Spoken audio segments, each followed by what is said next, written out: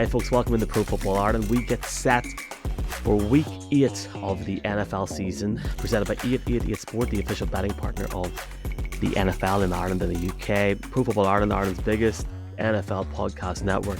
Michael McQuaid, you know by now, Mark Hogan, and Jason Hayes, a Tyrone, a Kildare, and a Cork man walk into a bar. What happens, Mark? Hey, as we record this, it looks like Kildare's new home ground is going to be in Croke Park, so I'm excited when you're talking about the counties. Because Newbridge is out of action, so they're going to put on double headers next year, Kildare, Dublin, Allianz League games, so Kildare will be playing more games in Croke Park than ever before. So... No, it's Allianz League. Oh. It's Allianz League. The NFL. Sorry, the NFL. Yeah. There you go. No, keep this relevant. Division 2, let's go. For people listening that have no idea about the league at the start of the year is actually abbreviated to NFL. So there you go. Mr. Hayes, how are you doing? Feeling fresh? All good, yeah. Rearing to go. It's been a hectic week last week, so plenty to talk about. Ready to get into it. Beautiful. Well, let's get on with it. Week 8 is a bit of a beezer, boys. I'm not going to lie to you. We are 1 week out from Frankfurt, from Germany, from the Schnitzel, from the Steins. I am Danke? No, I can't even. I didn't do German at school, so I'm just going to leave it there. I was going to say I am very excited. Wiesbaden was a word that I learned. But it's a really interesting week in the sense of some of the games that come up, like Thursday Night Football, Bucks at the Bills, Texans at the Panthers, the rookie quarterback showdown, the Rams at the Cowboys, Vikings at the Packers, Saints at the Colts, the Patriots at the Dolphins, Jets at the Giants, the Jags at the Steelers in the Ireland battle for the NFL global markets, the Falcons at the Titans, the Eagles at the Commanders, the Browns at the Seahawks, the Ravens at the Cardinals, the Chiefs at the Broncos, the Bengals at the Niners. Sunday Night Football, I'm off on Monday. And you just know when you're off the next day, it's an absolute beezer. It's the Bears against the Chargers. And Monday Night Football is the Raiders at the Lions. Let's get straight into this week's conversation. I guess, Mark, just before we start, very quickly, how are you feeling ahead of this week? It's a wee bit scary how fast the season's dropping in, man. Yeah, it's funny because if I had to pick my headache of the week now, it's definitely like that Germany is only a week away and that I just want to get those teams there healthy, put them in bubble wrap, please. I don't need any injuries. It's going to be your Broncos, of all people, are going to be the ones that like an injury happens to Patrick Mahomes or something. So not going to wood. Don't even say. You know what? Hold on. There's one thing jinxing. There is one thing jinxing Ireland in rugby, but that is blasphemous, man. That can't happen. Imagine next week. Oh my God. That's what I'm saying. I'm just a nervous wreck. Like I often feel like that in the build up to the London games, and I'm thrilled to see them obviously, but that game is an absolute barn burner that we're going to be seeing. So yeah, like we're a week and a half out now, we're already thinking about it. It's insane. Jason, you've had a very topsy-turvy season so far because you obviously had surgery, now you're getting better. It's funny how quick the weeks go in, man, but there's some great games this week, isn't there? Yeah, I can't believe it's week 8 already. Almost the midway point, I suppose. It's not midway till halfway through week 9 now with the new calendar. But it's kind of weird that there's no bye weeks either this week, so we're getting to watch all teams play. And it seems like a very strange time to have that, almost smack bang in the middle of the season. You think that's a prime opportunity to take a bye. But I'm not complaining. It's a few less headaches in terms of sorting out fantasy football teams and all that, of which I'm doing pretty well in that league. I've beaten both of you now quite handily. So I was too busy to look at my lineup. I'm not even lying. Yeah, right. It's fair to say. But yeah, no, what more could you want? Every team playing. Loads to look forward to. Okay, right. Let's get into the action on this first segment. We're going to look at. I have to say, when I seen this conversation, I was like, there's only one name springs into my mind. I'll go last. We've got the trade deadline coming up in a little while. So let's talk about a player that realistically could be, gone from their team in the next matter of days. I don't know who these lads have picked because I avoid the WhatsApp conversation because I want to be surprised. I think anybody that knows me half decently will guess who I'm going to pick. So Mark, go you first, my friend. Oh, me go first. All right. I thought there's a few names doing the rounds that I wanted to stay away from, but there's a couple that are doing the rounds probably for a good reason, and they're linked with the Washington Commanders, Montez Sweat and Chase Young in particular, just because they're young guys who are out of contract next year. But I still see them as building blocks that you want to keep there in term for your team. But stuck in between those on the defensive line is a guy who just made comments this week saying that he's sick of this, that it's been losses now for the last 7 years, and it's Jonathan Allen. Jonathan Allen is an absolutely fantastic player, number 52 on the top 100 last year.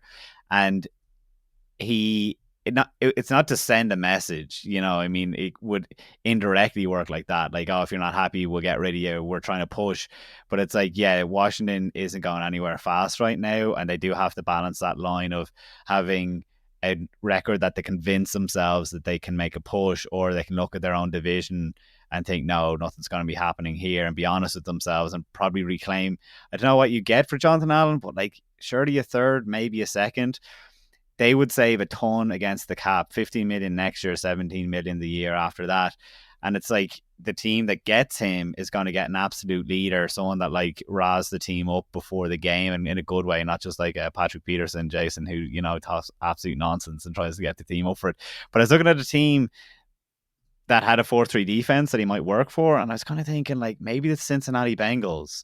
He could certainly use him for the run game. I mean, like he can get his sacks definitely from the inside, from the interior, but he's definitely brilliant against the run game. They have BJ Hill there, who's playing quite well this year, but it's DJ Reader that maybe would be able to take a step back, especially in that Lou Anarumo defense. I think that, Jonathan Allen would be a fantastic fit with a number of teams, but the Cincinnati Bengals, if they wanted to be a bit ballsy, I think for me it works. DJ Reader is out of contract next year, so even though this is an aging player, Jonathan Allen at 28, I think it's an absolute home run for someone to contend with. That's a really interesting pick. Jason, who have you got, man?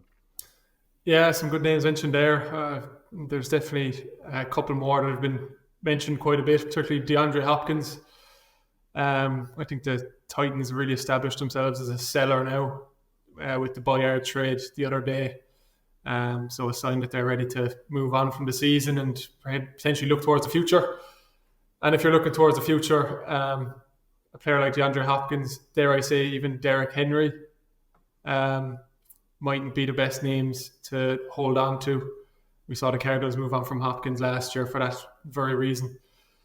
I can see a bit of a roadblock potentially, in the sense that, they've just signed Hopkins in the offseason. Maybe there's a pride thing that we're not going to get rid of him after 7 games. But yeah, no, it's something I'd love to see, because I think he still has a lot in the tank, to be honest. And we seen flashes of it this year, particularly a couple of weeks ago when he cracked 100 yards. But in terms of potential buyer, I think Hopkins, at his age now, short-term deal, he's the type of player that a team that knows they can win a Super Bowl this year and they need that final piece. Should be looking for. I think the Kansas City Chiefs fit that puzzle, I suppose. They've got Rashee Rice at wide receiver. He's their leading receiver with 305 yards, not including Travis Kelce, of course. And they did trade for Mecole Hardman recently, but I'm not sure how much of a difference he makes. He doesn't exactly excite me in that same way. So I think adding a DeAndre Hopkins to that team, they're already the Super Bowl favourite, but why not just go all in and add a piece that can really make that offense pretty much unstoppable? Because they have been good this year. Their defense has been good, but let's not take our foot off the pedal and really go for that Super Bowl with Hopkins. That is perhaps the only thing that will get rid of the Taylor Swift narrative. That'd be such a good trade if it went through. Yeah, and I know you spat out some contract numbers there and cap space there, Mark, but I've no idea. I didn't look that much into it, but I assume all moves are possible in the NFL. Salary cap can all be moved around, and I think the Chiefs will find room for him if they want it, basically. Because I don't think it'll take much either. Late round pick, probably one of these late round swaps that seem to be happening constantly this year, 5th or 6th or something like that. Definitely one that I think just as fans I want to see. It's funny because I feel like the Chiefs, yeah, they are the sort of team in the position that they're in, that they'll, if they want to get something done, they'll get something done. The whole And Taylor Swift started. Just to confirm, it says on Over the Cap, who I trust, but again, you're dead right, Jason. What does this all mean? Who knows? But it says a trade now would actually save them 11 million if it was to all go to Kansas City. So yeah, the Tennessee Titans would be absolutely loving to get that money back. Let's see. I don't want to talk about Taylor Swift. Now, that being said, I think there's been a lot of negative comments, not from us, because you lads love Taylor and I love a bit of Tay, just from people online this week. I think I'm just trying to enjoy it now. The big question, and do you know what? Let's do a wager off screen on WhatsApp. Will Taylor be in Frankfurt next weekend? There's a discussion point, boys. I think if that happens, then it is, real love. But I've never heard as many Taylor Swift songs in my life in the last few days, and it sometimes gives me anger. But I tell you one player that gives me anger as a fan of the Denver Broncos, and this is the guy that came in during the COVID year and was supposed to be the next Randy Moss. He was going to be the next big thing in the league, and I think everyone knows where I'm going with this. But I think it's finally time to say goodbye to Jerry Jeudy. The Denver Broncos, for the last God knows how many years now, I had hair when it last happened, but whenever the Broncos were relevant, I mean, they haven't made the playoffs since they won the Super Bowl, it's one thing, but whenever the Broncos were actually relevant in the league, they used to have a strong core of good players that you could potentially look at trading to different teams. And they all obviously are always going to have standout marquee players on both sides of the ball. For example, I think Justin Simmons is a great player. Alex Singleton I love. But when you look at 18 to 24 months ago, there was this talk whenever the season was going downhill, all the rumors started going about, oh, well, maybe they should shop certain players. Oh, maybe they should shop Jerry Jeudy, a guy that was supposed to be a high-end wide receiver one, an elite wide receiver for the Broncos, coming from a high-end university, and by God, I wouldn't even class him as a high-end wide receiver two, to be honest with you. I think the way that he's performed since he's come into the team has just been really, really poor. He had 64 yards last week. He literally has not reached 70 receiving yards in 5 out of 6 games this season. And he still hasn't had a 1,000-yard season with this team. And I think we're now getting to the point, and this is the issue with this player, is I don't feel like, number one, that there's going to be enough trade options for him. Like, for example, the Carolina Panthers have openly come out and said that they want to get a high-end or a decent-end wide receiver to help their push this season and help them get forward. I don't think Jerry Jeudy is good enough. And I think what Steve Smith has said, especially on Thursday Night Football a few weeks ago, right in front of him, is true. I don't think he's going to get any trade offers. I think the Broncos should have shopped him last year, and I don't believe for a second that George Payton didn't get phone calls from teams last year, and I feel that it's poor management. But I feel on Jerry Judy's case, I feel that he's starting to become a little bit forgotten in this league. I would think if they've any sense after trading Randy Gregory for next to nothing, for pennies, for cents, as you boys say, I think Jerry Jeudy will go. What he goes for is going to be the biggest surprise. I think if you're lucky, you'll get a 5th or 6th for him. If you're lucky, he's not good enough, and he won't be good enough wherever he goes. And that's my weekly rant over. Does anybody want to respond to that? No, I'm kind of like, now that you picked your team, why isn't it interesting that neither Jason or I went with Kyler Murray? That train seems to have moved. Yeah, no, I'm excited enough to see him. I don't even want to imagine that possibility that he'll be traded off before we see his comeback. Hey, you know us with this podcast, as soon as we hit done, something that we forgot to talk about happens. So, I mean, absolutely. What if tonight's the night that it happens? Oh my God. Well, look, Mark, we're running the show next week. Mick is away on holiday, so we can just absolutely dominate it with Cardinals talk. We can let loose.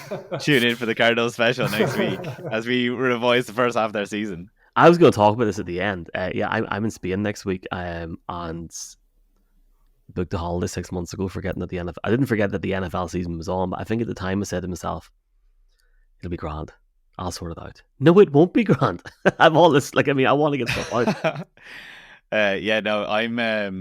While we're breaking the news, I'm going to be missing a week in December as well. So, Jason, when are your holiday dates? Because let's go. Nothing planned. I'm too dedicated to the cause, put the Frankfurt business first and all that.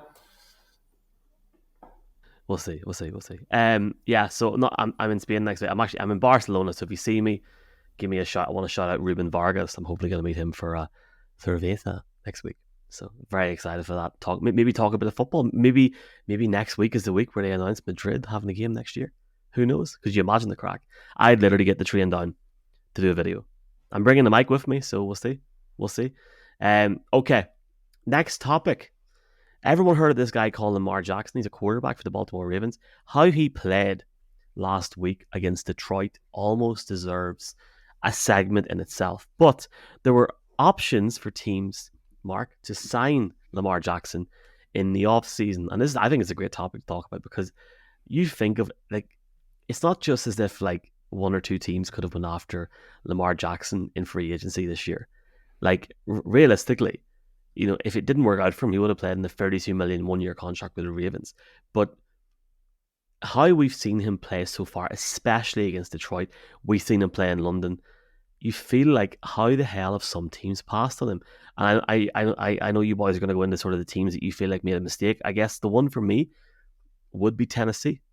I think if you look at how the Tennessee Titans have started performing this season, they trade away one of their best players this week, and they're clearly in sell mode. I mean, there's obviously rumors going around that Derrick Henry might not last the month in Tennessee. He could be gone, but we just don't know what's going to happen. You're joking a minute ago about certain things that could happen during a podcast. Maybe Derrick Henry could be the one. I think he's the big trade that could happen this week or next week or just before the deadline. Sorry, that people could have their hands up going, what the hell's going on here? But the Titans picked at 11. They bring in Will Levis as well in the draft. That being said, their first rounder and maybe 1 to 2 to even 3 picks in 24 and 25 would have been fantastic for them if the Ravens had took it. We don't know what the situation was in Baltimore at one point, but it was not good. Tennessee had, at the time of free agency, this is the crucial point here, Tennessee had enough cap space to bring in Lamar Jackson, even after committing to Ryan Tannehill for maybe one last rodeo. What were they at, Mark? What were they doing?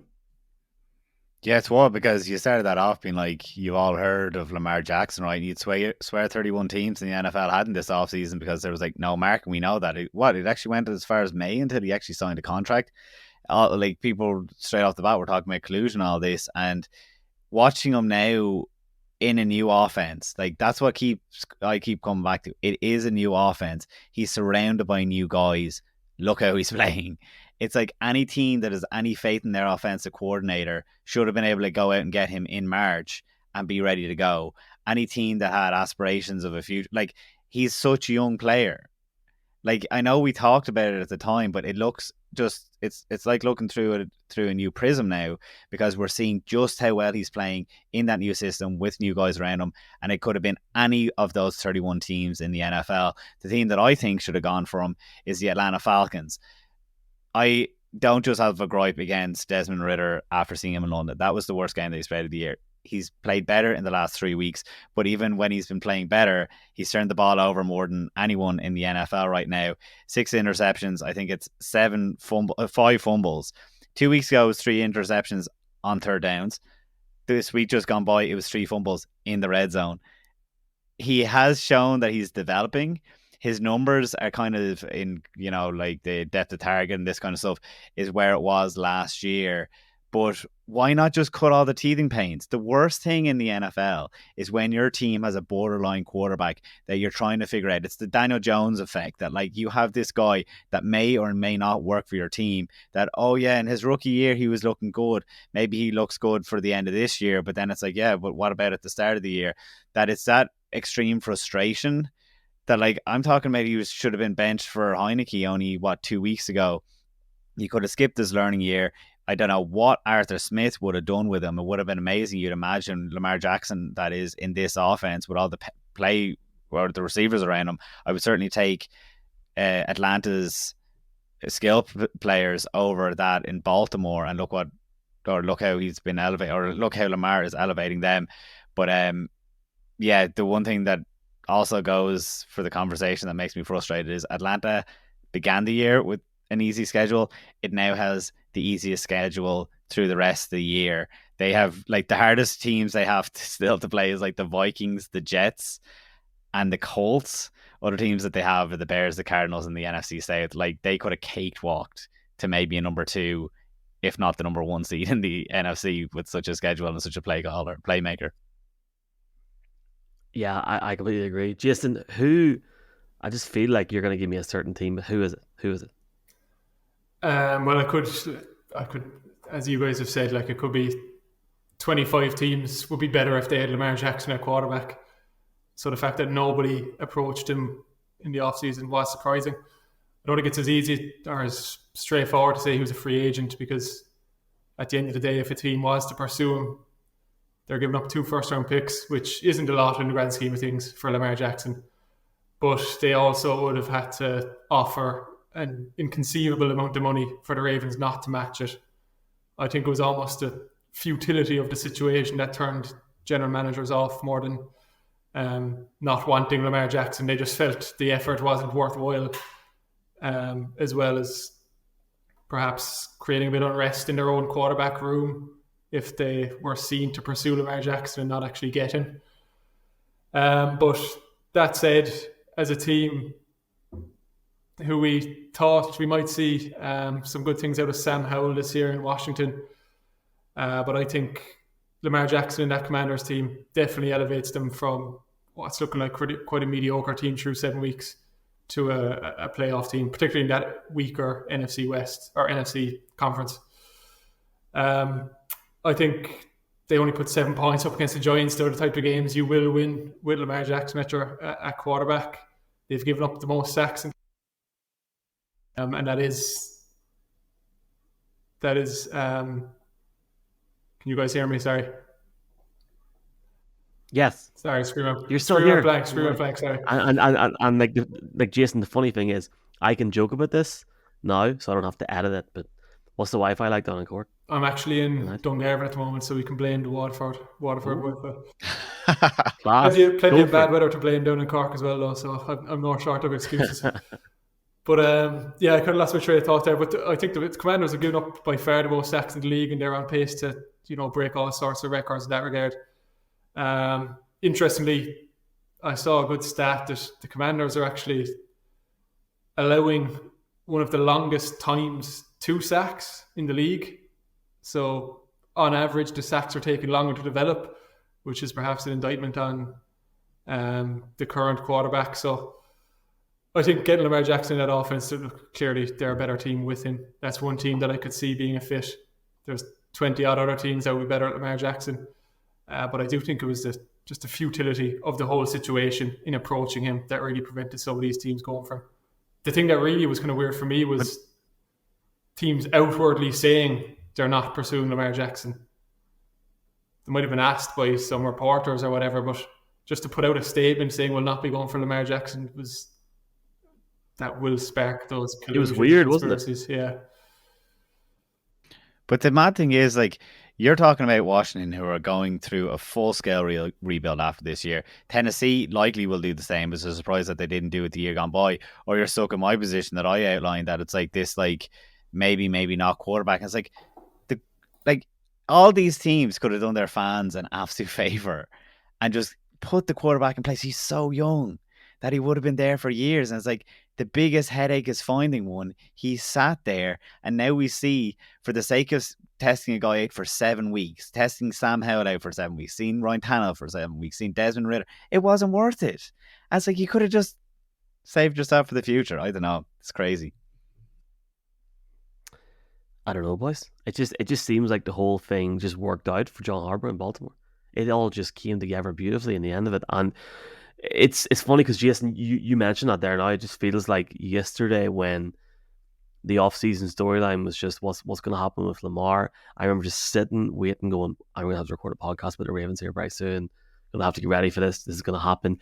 I didn't think he'd play for Baltimore again. And it just shows you how far, not just the team, but how far Lamar Jackson's came in that time period. So the way that he played and the way that offense played last week against Detroit was sensational. If they can keep that up, the world's their oyster, boys.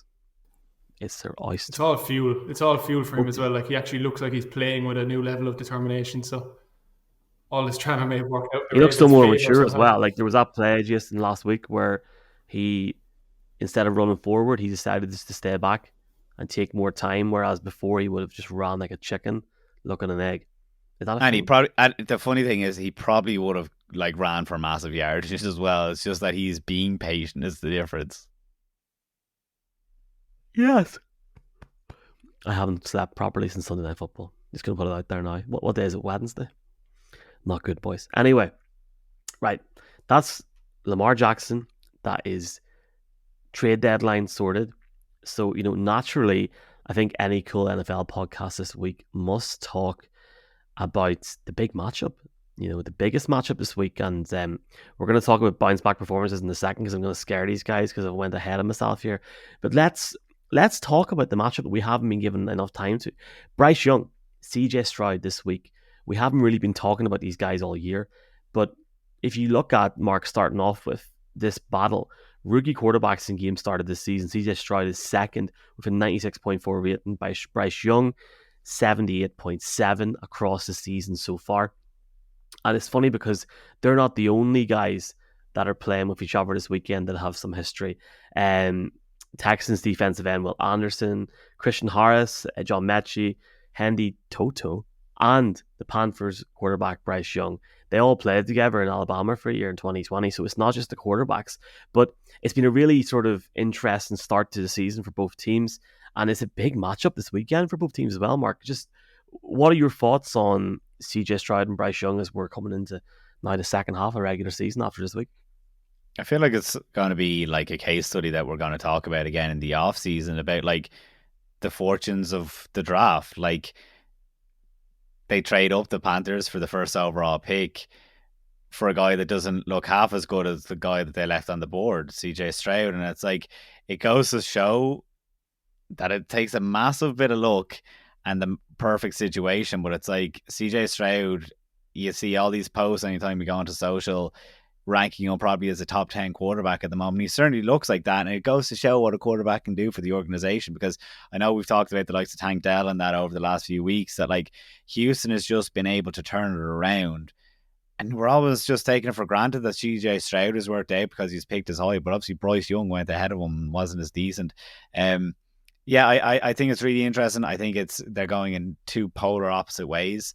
But the Houston Texans, I haven't ruled them out of being like one of these really tough teams down the stretch.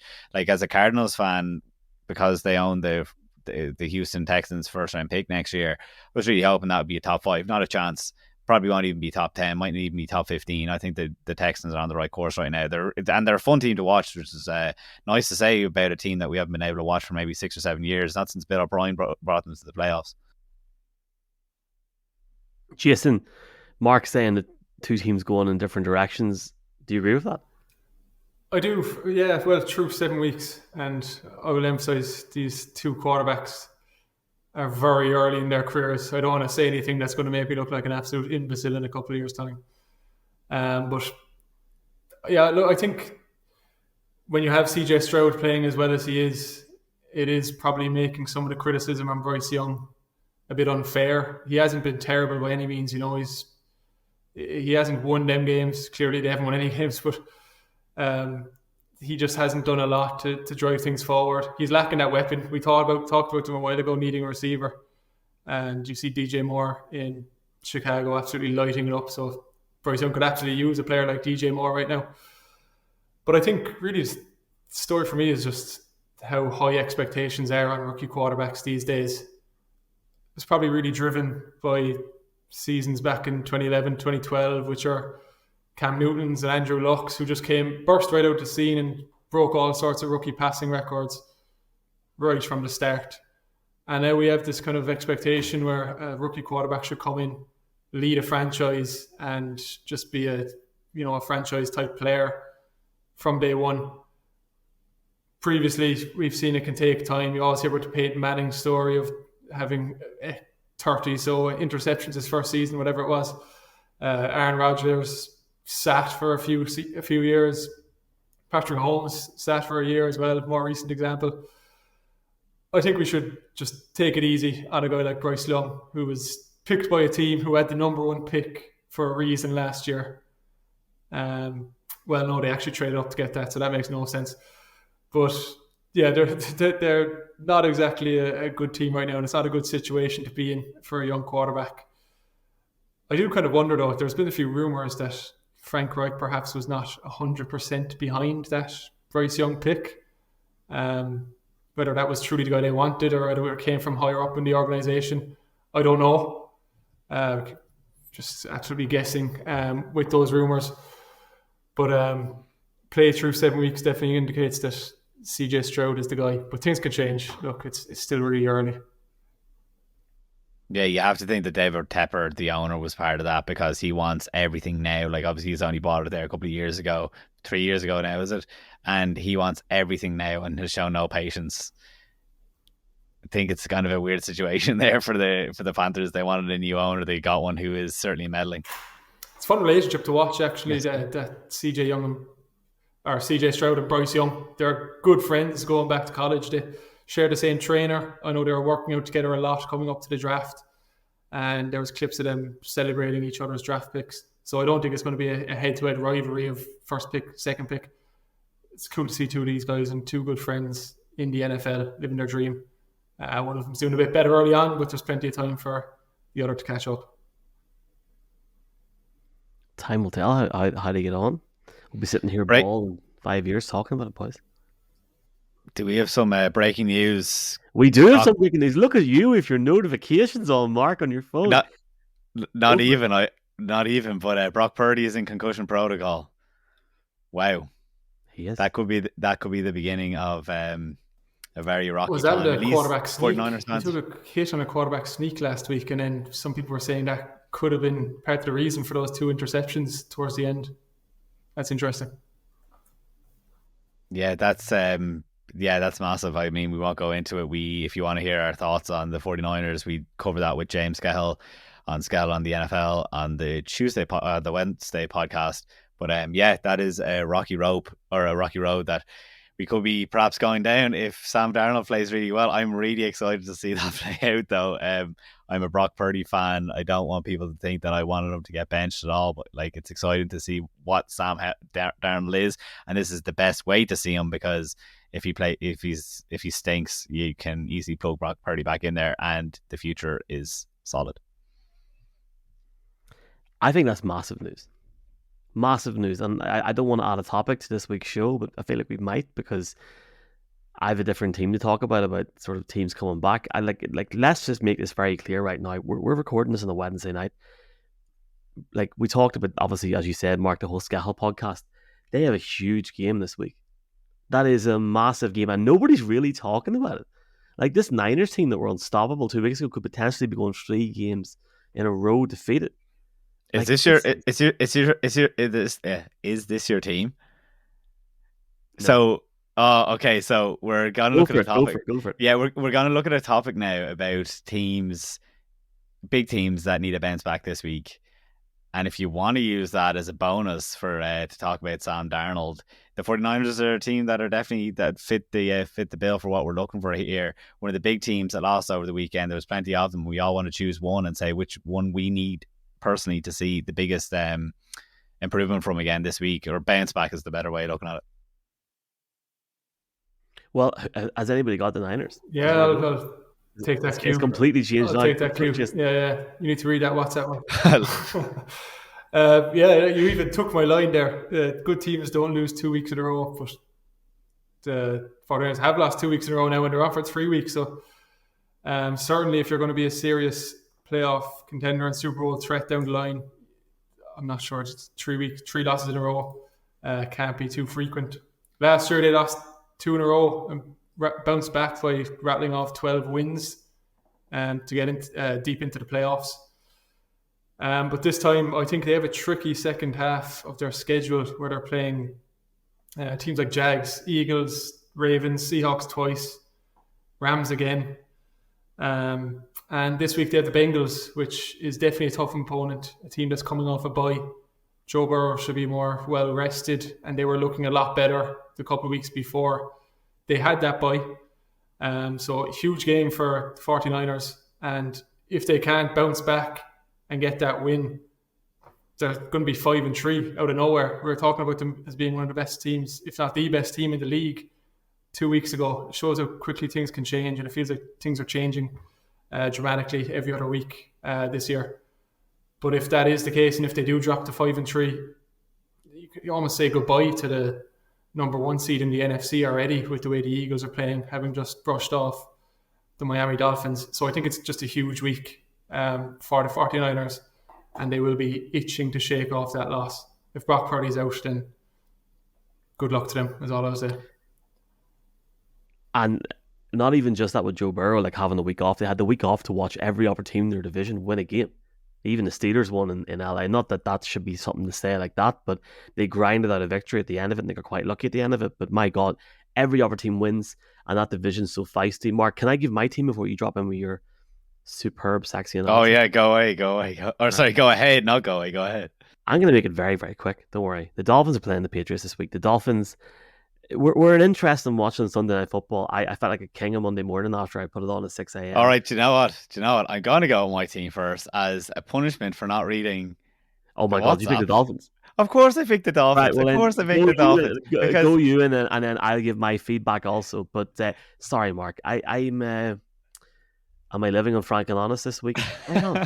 It's 3 days before the Halloween holidays, so it's busy. My bad. You can go for it now if you want, but I do think that here, go you first. All good.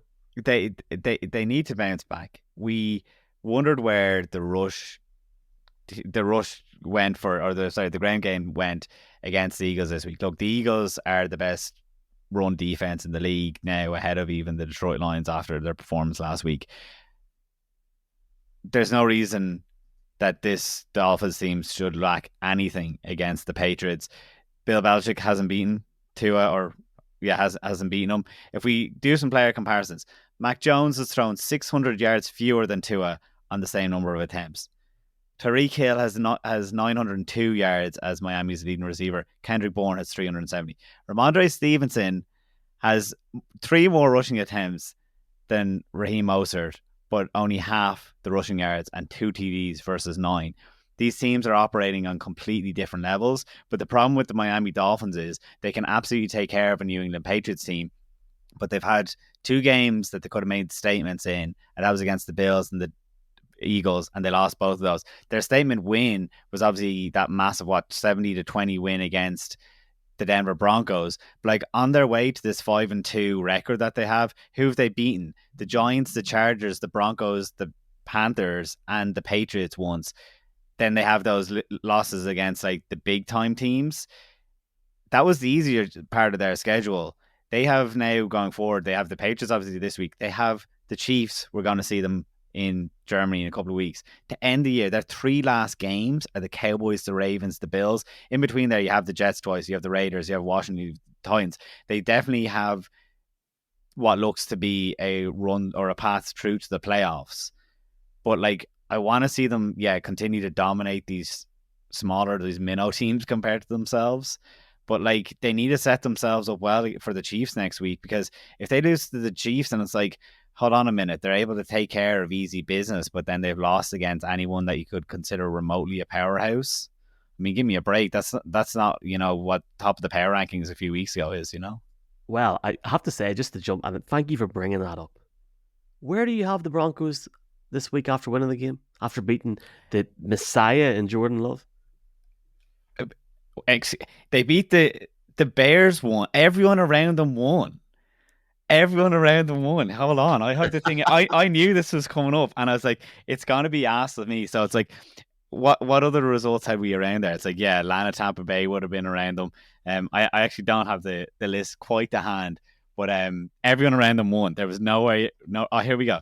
So anyone Carolina was on the bye. Chicago won. The Giants won. The Patriots won. They're all ahead of them. I think I was spot on in my placement of the Denver Broncos, who just about got past a Packers team who fell harshly to the bottom 16 of the power rankings this week. Shout out to Derek Harger. How you doing, my man? Up Cullyhanna. They won the championship last week there. He's still in the pint now. Just to jump on what you said about the Dolphins, and sorry for not reading WhatsApp properly, Mark. It's a hard knock life these days, mate. I think you're spot on there now, but if they win this week and then lose next week. I feel like the score starts. They can't beat the big boys. And I think sometimes, as much as I like Mike McDaniel and as much as as much as I am interested in the whole Vic Fangio theory and effect with what he does with the defense, I feel like this Miami team, because of what they are and where they are, get a little bit of special treatment when it comes to this. And it's like, well, let's see what happens. This is a massive 2 weeks for them.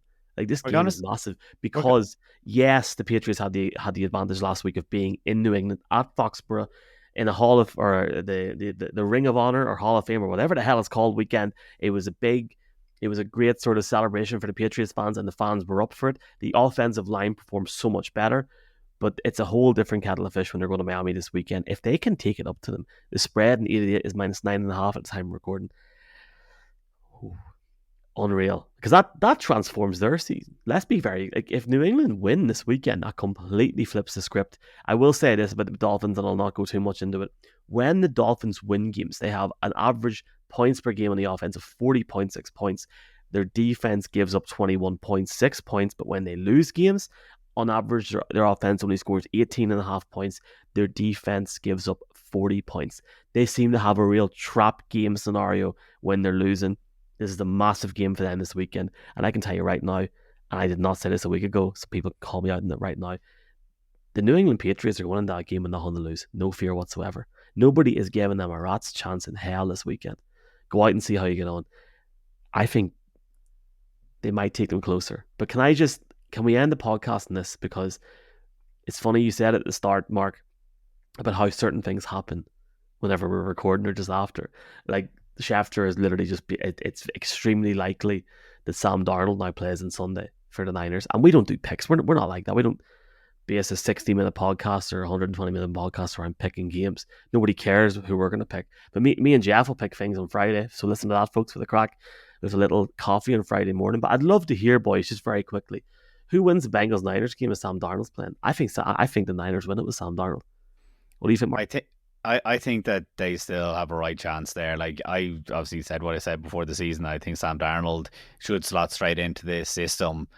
And the funny thing is, and it's the Bengals offense, how bad were they to start the year? They have the worst offense in terms of yardage in the league right now as we stand here. So it's like, if we're talking about a 49ers team that wants to have a bounce back performance, a couple of guys like Travarius Ward sticks out as someone that got kind of embarrassed now over the weekend.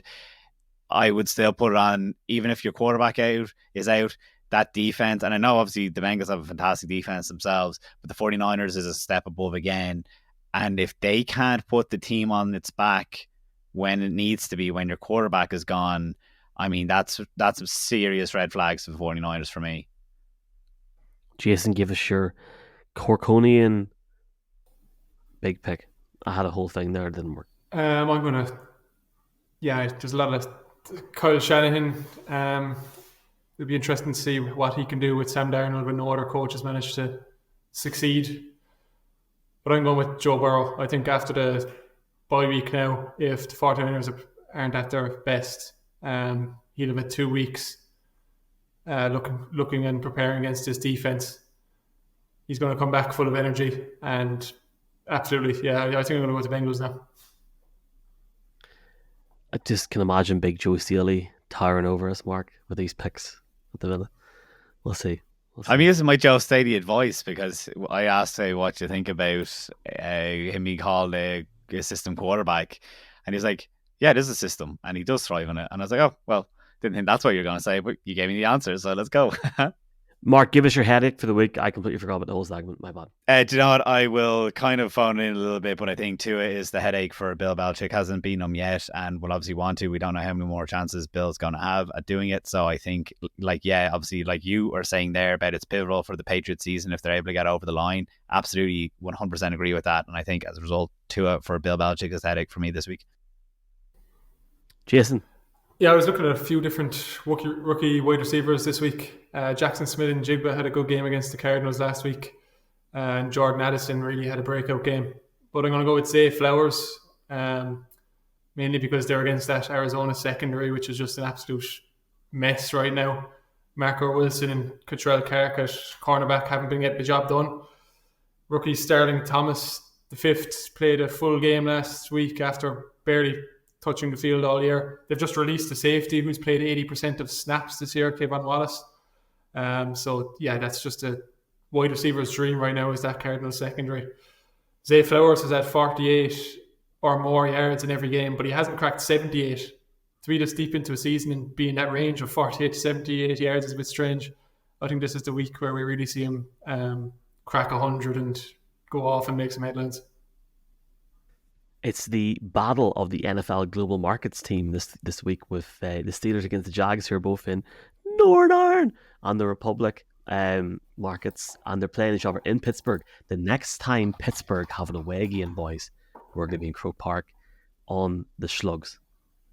On the Slug. So yeah, no, that event it's funny, we have events coming up the whole time, whether it's Germany over the next 2 weeks, but that one's coming into obviously coming into focus. And when we see what the 49ers put on in London only last week, I'm really excited for anyone that's gone along to that. The guests are worth the wait, and I can't say anything else or I'm going to be killed. Right, it's going to be it's going to be an unbelievable night, folks. So if you got a ticket to that, you're going to love it. You're going to love it. I hope nobody's watching this 47 minutes in. Remember when Najee Harris was like by far the lead running back in Pittsburgh? Well, Jaylen Warren is going to run over the Jacksonville Jaguars this week, and the Jags are going to lose to the Steelers, and the inevitable crumble down of the Jacksonville Jaguars starts this week. I'm only joking. It's not going to happen. I have the Steelers winning the game. I think the run game will be efficient. I think it'll get over the line, but I think Jaylen Warren breaks out. Frankly, it's RB1 at the minute for me with Warren and Najee, but I think Warren has a week, and I'm taking the Steelers to beat the Jacksonville Jaguars. What do I know? I only picked the Giants and the who was it last week? I've literally forgot that. I had this all in my head now and it's gone. Anyone that Giants and the Bears last week. I'm telling everybody now at the end of this show this week that the Jaguars are going to lose to the Steelers. As you said, who cares about our picks? But while I was going 4-9 and losing my lead that I built up over the first few weeks, Jason went 5-8. You went 8-5, which is absolutely outrageous. Picking Baltimore to win, who was a favorite, Chicago, who's not a favorite. You had the Giants, who wasn't a favorite, and whatever. I made a botch job of that, but Jay, you went 8-5. Keep going. I'm loving it. Well, the rest of them face right now for those who are just listening.